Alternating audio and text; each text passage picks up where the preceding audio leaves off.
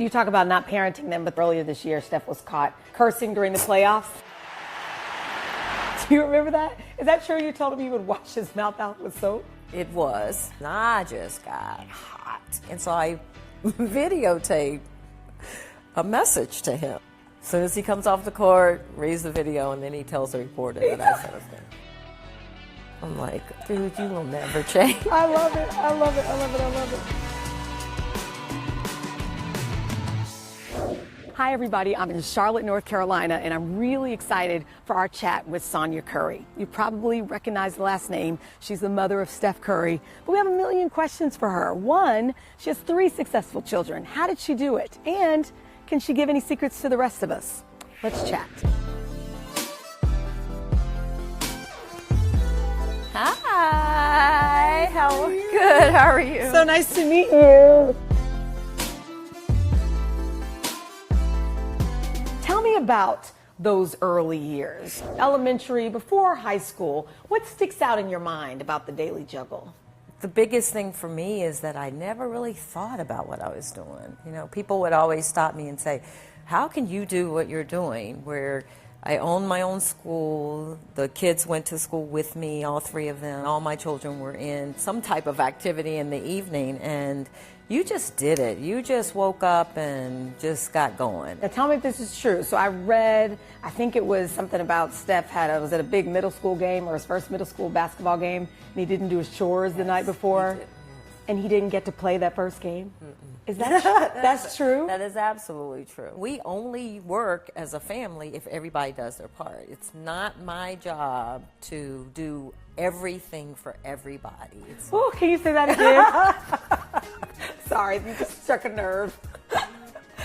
But it wasn't. But you had to train them to understand that. And so if one thing didn't work at home, it then affected all the other things outside the home. So God first, family second, and for them, school was next. For Dell and myself, it was work. So would you say you were strict?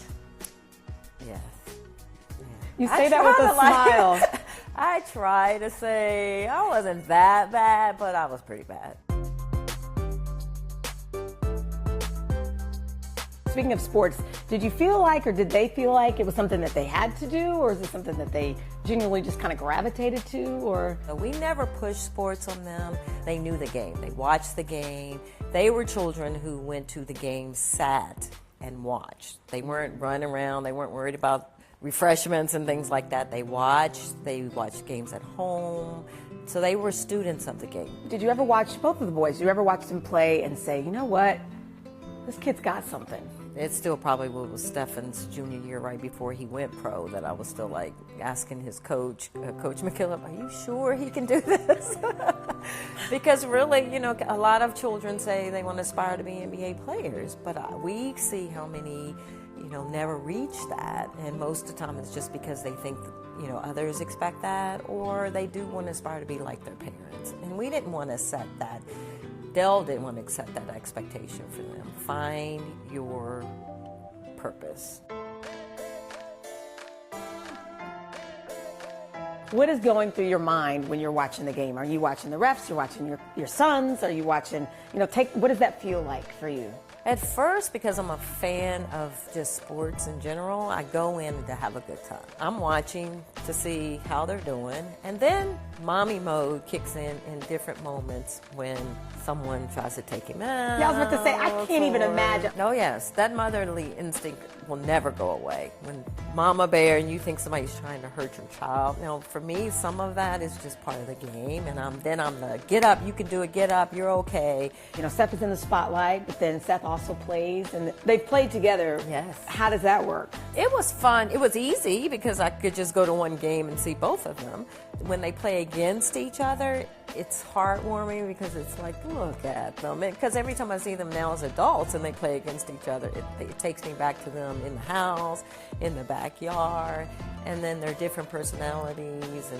And then I kind of root for Seth because I'm like, get him. I want you to get your older brother, because I remember all the time Stephen used to kind of set him up. And one of the things that I kind of look back on is that I really wasn't that mom that was like, oh, there's your Band-Aid.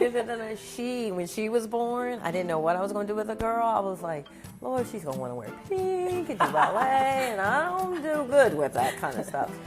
Thank God I got a girl, because she kind of leveled us out. She gave us the softness we needed in this family. I'm so thankful that I have that experience with the boys and the girls.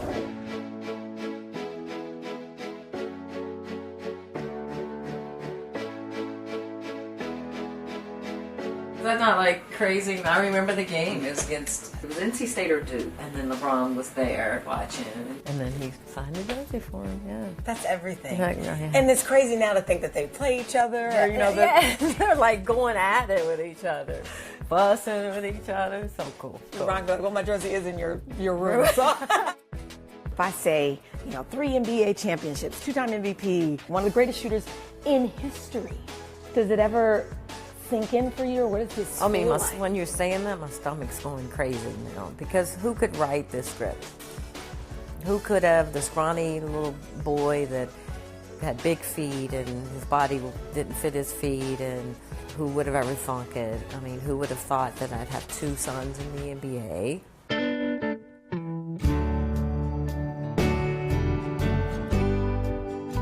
You have to think about 2 things you did right.